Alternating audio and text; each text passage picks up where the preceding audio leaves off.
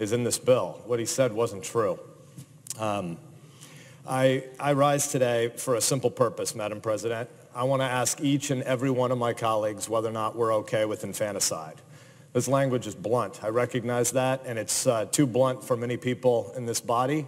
But frankly, that is what we're talking about here today.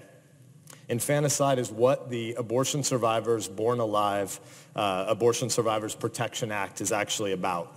Are we a country that protects babies that are alive, born outside the womb after having survived a botched abortion? That is what this is about.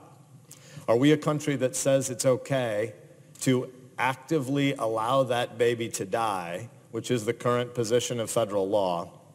That's the question before us, plain and simple. Here are the facts. We know that some babies, especially late in gestation, survive attempted abortions. We know, too, that some of these babies are left to die. No federal protections exist today to shield them from this ugly fate. And only some states have protections on their books. And we've seen in our national discourse over the last month and a half a few states moving in different ways, but to undo protections that some of these babies have had at the state level. The Born Alive Abortion Survivors Protection Act is trying to right this obvious wrong. The bill's terms are simple. A child born alive during a botched abortion would be given the same level of care that would be provided to any other baby born at that same gestational stage. That's it. This bill isn't about abortion. I'm pro-life. I'm unapologetically pro-life. But this bill is not actually about anything that limits abortion. This bill doesn't have anything to do with Roe v. Wade. This bill's about something else. What this bill does is try to secure basic rights, equal rights, for babies that are born and are outside the womb. That's what we're talking about. Over the course of the next hour, as this is debated on the floor, people are going to say a whole bunch of other things. Please bring the text of the bill to the floor when you do it and show us where there's anything about limiting abortion in this bill. This bill is exclusively about protecting babies that have already been born and are outside the womb. Every baby deserves a fighting chance. Whether that 24-week-old baby fighting for air and fighting for life, having just taken her first breaths, is at an abortion clinic where she survived a botched abortion, or whether or not she's in a delivery room at the local hospital. Both of those babies are equally deserving of care, protection, and humane treatment, and our laws should treat both of these human beings as babies. Because they're babies, they've been born, and they're outside the womb. This really shouldn't be controversial, Madam President. In fact, my colleagues actually talk this way all the time. This place feels like about a third of the people here are currently running for president, so I'd like to just quote a few of them over the course of the last couple months. We ought to, quote, build a country where no one is forgotten and no one is left behind, close quote. Amen to that. Quote, the people in our society who are most often targeted by predators are also often the voiceless and the vulnerable. That's true. Another said, offered a promise to, quote, fight for other people's kids as hard as I fight for my own kids, close quote. And just last week, our colleague from Vermont announced his campaign by saying, quote, the mark of a great nation is how it treats its most vulnerable people, close quote. Bernie Sanders was right. Well, now's a chance tonight in this body to make good on that promise. Now's the chance to protect one of the most vulnerable populations imaginable, tiny, defenseless little babies who've just started to breathe on that hospital table, having just taken their first breath. Or was that all just claptrap for the campaign trail and for sound bites? Or do people mean the stuff that they say around here? Let's put it another way. Today's vote is about whether or not you want to take the side of people like Virginia's disgraced governor, Ralph Northam. Last month, before the news of his hideous yearbook broke, Governor Northam had made clear that a baby born alive during an abortion could and maybe ought to be killed if that's what the parents and the doctors decided they wanted to do after a debate. That was his position. He said you should make the baby comfortable, and then there could be a discussion about whether or not you throw that little baby into the trash can. That's what he actually talked about on the radio for a day and a half last month. Governor Northam is disgraceful for a whole host of reasons, but unlike some other people, he actually told the truth about what he wants. He wants a society where some people count more than others, and other people are worth less than others. He wants a society where some people can be pushed aside if they're inconvenient.